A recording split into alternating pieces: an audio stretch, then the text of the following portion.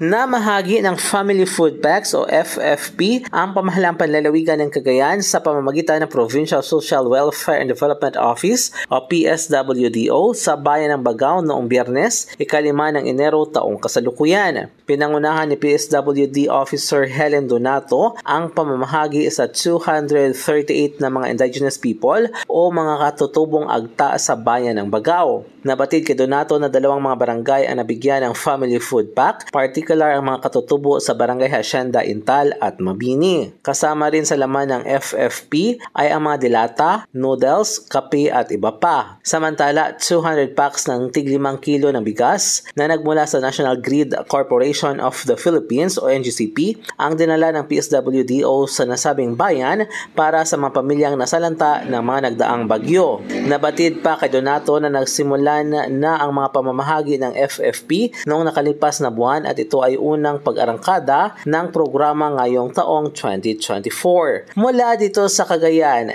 MJ de la Cruz para sa Radyo Alternatibo, Balita Nationwide.